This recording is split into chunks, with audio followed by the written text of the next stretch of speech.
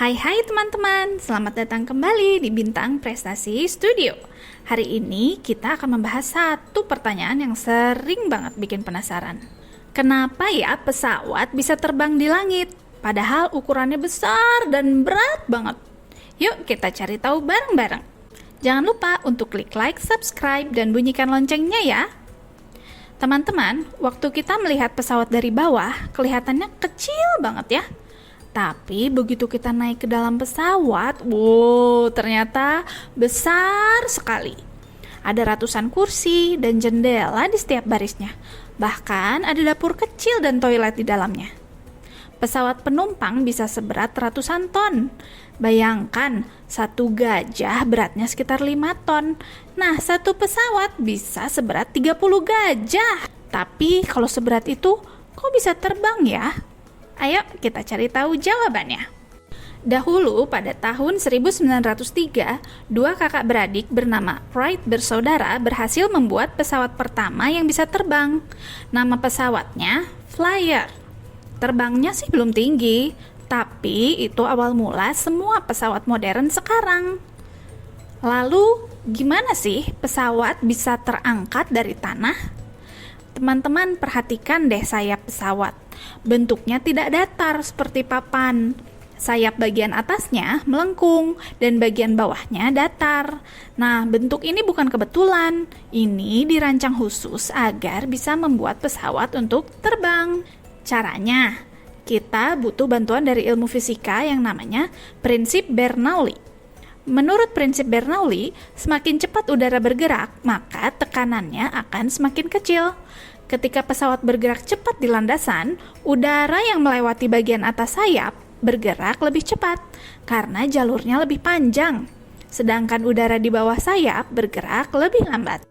Akibatnya, tekanan udara di atas sayap jadi lebih kecil dan tekanan di bawah jadi lebih besar.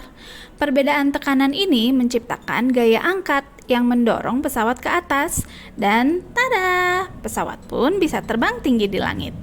Tapi tunggu dulu, supaya pesawat bisa bergerak dan udara bisa mengalir lewat sayap, pesawat butuh tenaga dorong.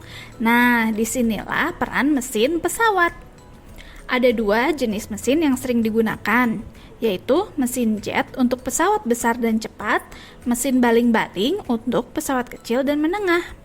Mesin ini bekerja seperti kipas super besar yang mendorong udara ke belakang, sehingga pesawat terdorong ke depan. Ini disebut thrust atau tenaga dorong. Tanpa tenaga dorong ini, pesawat nggak bisa melaju dan nggak bisa menciptakan gaya angkat. Jadi sayap dan mesin harus bekerja bersama-sama biar pesawat bisa terbang dengan baik. Eits, tunggu dulu.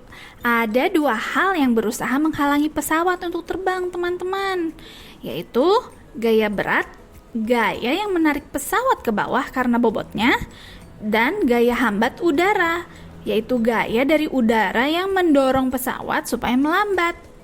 Nah, supaya pesawat bisa tetap terbang, tenaga dorong dari mesin harus lebih kuat daripada gaya hambat.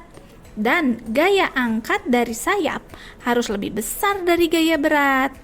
Kalau semuanya seimbang, pesawat bisa melayang di langit dengan mulus. Kalau tenaga dorong ditambah, pesawat bisa terbang dengan lebih cepat. Kalau dikurangi, pesawat akan pelan-pelan turun untuk mendarat. Waktu pesawat akan lepas landas, pilot akan menambah tenaga dorong dari mesin dan mengatur arah sayap supaya menciptakan gaya angkat. Setelah cukup cepat, pesawat terangkat dari landasan dan yeay, terbang deh. Waktu mendarat, pilot akan mengurangi tenaga dorong dan mengatur sudut sayap agar pesawat bisa turun dengan perlahan dan aman. Pilot juga menggunakan rem dan roda supaya pesawat berhenti dengan baik. Sekarang teman-teman udah tahu kan kenapa pesawat bisa terbang tinggi walau berat banget? Kalau kalian suka video ini, jangan lupa untuk tulis komentar dan share ke teman-teman kalian ya. Terima kasih sudah menonton video ini. Sampai jumpa di petualangan sains selanjutnya. Dadah!